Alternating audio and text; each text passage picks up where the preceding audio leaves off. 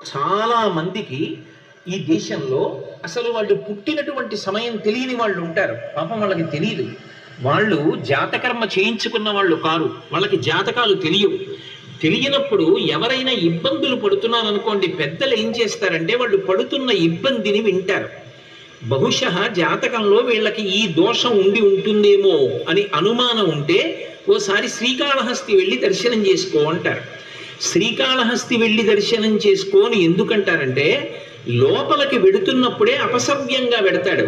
శివానుగ్రహం, శివుడు శాసిస్తాడు. అపసవ్యం నీకు ఇష్టం, వాడు నాకు అపసవ్యంగా వచ్చాడు, అవమానం నాకు, కానీ నేను దాన్ని సత్కారంగా స్వీకరిస్తున్నా, వాడి జోలికి నువ్వు వెళ్ళడానికి వీల్లేదు. ఎందుచేత అంటారేమో, గ్రహములకు స్వాతంత్ర్యము లేదు. చాలా మంది తెలియక శనీశ్వరుడు అంటుంటారు. శనీశ్వరుడు అన్న మాట లేదు అసలు. శనైశ్చరుడు, శనైహి చరహ. ఆయన చాలా మెల్లగా కదులుతాడు, మిగిలినటువంటి గ్రహాల్లాగా కదలడు, చాలా మందంగా కదులుతాడు. కాబట్టి మందుడు అని ఒక పేరు ఆయనకి. శనీశ్వర గ్రహం అనాలి తప్ప శనీశ్వర గ్రహం అనకూడదు. ఈశ్వరత్వము లేదు గ్రహములకు. అవి మేమీ ఫలితం ఇచ్చి తీరుతాం అనవు. పరమశక్తివంతమైనటువంటి పరమశివుడు ఎక్కడున్నాడో ఆయన శాసనానికి అవి వశవర్తులవుతాయి. అవి వశవర్తులై ఆయన చెప్పిన మాట వింటాయి.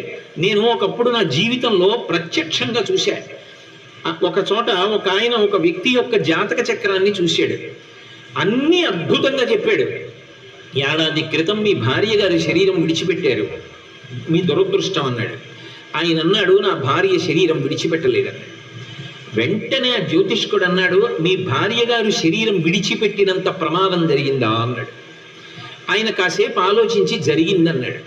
నువ్వు శివభక్తుడివా అని అడిగాడు. అవును, మేము ఇంట్లో శివారాధన చేస్తాం. శివారాధన చేయడం అలవాటుగా చాలా తరాల నుంచి మీ ఇంట్లో ఉన్న కారణం చేత యథార్థములకు శరీర పతనమైపోవలసిన నీ భార్య శరీరము పడలేదు, అంతవరకు తీసుకెళ్లి వదిలిపెట్టించేశాడు ఈశ్వరుడు. శివభక్తుడవు కనుక ఆయన అనుగ్రహము చేత గ్రహములు శాసింపబడ్డాయి, నీ భార్య బ్రతికిందన్నాడు. నేను అక్కడే ఉన్నాను. నిజంగా నేను ఆశ్చర్యపోయాను. ఎందుకంటే అతని జీవితంలో ఆ సమయంలో జరిగినదే అతని భార్య వెళ్ళిపోవలసిన స్థితే నాకు తెలుసు. కానీ ఆమె బ్రతికింది. ఆమె బ్రతకడం వెనకాతల ఏ మర్మం ఉన్నదో వచ్చిన జ్యోతిష్కుడు చెప్పాడు. అంటే శివ శాసనము అంత గొప్పది. అంతటి శాసకుడైన వాడు అప్రదక్షిణాన్ని అంగీకరించాడు. కానీ ఒక్క శ్రీకాళహస్తిలో మాత్రం అప్రదక్షిణాన్ని అనుగ్రహిస్తాడు. ఈ క్షేత్రమునకు ఇంకొక గొప్ప విశేషం ఉన్నది. నవగ్రహములను కవచముగా కట్టుకుని ఉంటాడు. కవచం ఎవరు కట్టుకుంటారు? యోధుడు కట్టుకుంటాడు. యోధుడి వలన కవచమునకు కీర్తొస్తుందా, కవచము వలన యోధునకు కీర్తొస్తుందా? అంటే ఎంత గొప్ప యోధుడు కట్టుకుంటాడు అన్న దాన్ని బట్టి కవచానికి కీర్తొస్తుంది. నవగ్రహములు ఆయనకి కవచమై ఉంటాయి. అయినప్పుడు ఆయన చేతిలో అవి ఒక ఉపకరణం లాంటివి, ఆయన తీసి పక్కన పెట్టేటటువంటి ఒక ఆభరణ విశేషం లాంటివి. ఆయనకి ఎవడు భక్తితో ఉంటాడో అటువంటి వాడిని గ్రహములు కూడా చెనకలేవు. నమ శివాభ్యాం అశుభాపహాభ్యాం అని ఆయన అనుగ్రహాన్ని పొందాడనుకోండి, ఆపద వచ్చేస్తోందని మనకి తెలియదు. ఆపద అన్న మాటకు అర్థం ఏమిటంటే, మన బుద్ధి చేత మనము తప్పించుకోలేనిది.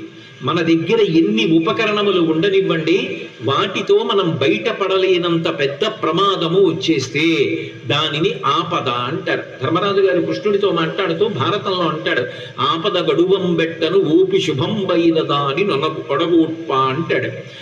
ఆపద చాలా ఒక్కొక్కసారి మన బుద్ధితో తప్పించుకోలేదు. అసలు అలా ఎందుకు తప్పిందో కూడా మనకు అర్థం కాదు. నాకే తెలిసి ఒక విశేషం చెప్తాను. ఒకప్పుడు ఒక వ్యక్తి మోటార్ సైకిల్ మీద ఎడుతున్నాడు. చీకటిగా ఉంది, అది కొంచెం డొంక ప్రదేశం. ఆయన ఏదో ఆలోచిస్తూ బయలుదేరాడు. అరే లైట్ వేయలేదని గుర్తొచ్చి లైట్ వేశాడు.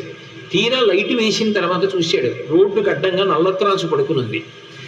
అక్కడ దాకా వెళ్ళిన తర్వాత ఇంకా ఆయన బుద్ధి పనిచేయలేదు. అకస్మాత్తుగా బ్రేక్ తొక్కాడు, బండి అయిపోయింది. నల్లత్రాసు అటు వెళ్ళిపోకుండా ఇలా వెనక్కి వచ్చింది. వెనక్కి వచ్చి పడగ విప్పింది. మోటార్ సైకిల్ మీద ఉన్నవాడు రెండు కాళ్ళు దాని మీద పెట్టడుగా, ఎప్పుడైతే ఆగిందో ఎడం కాలు కింద పెట్టాడు. ఎడంకాలు కింద పెట్టి బండేపాడు. వెనక్కే వచ్చినటువంటి నల్ల త్రాసు పడగ విప్పింది. ఇంకా మోటార్ సైకిల్ ఇంజిన్ పనిచేస్తోంది కాబట్టి శబ్దం వస్తోంది. అది ఇలా ఒకసారి చూసింది, ఇలా ఒకసారి చూసింది. పాదం సిద్ధంగా ఉంది, కొట్టచ్చు.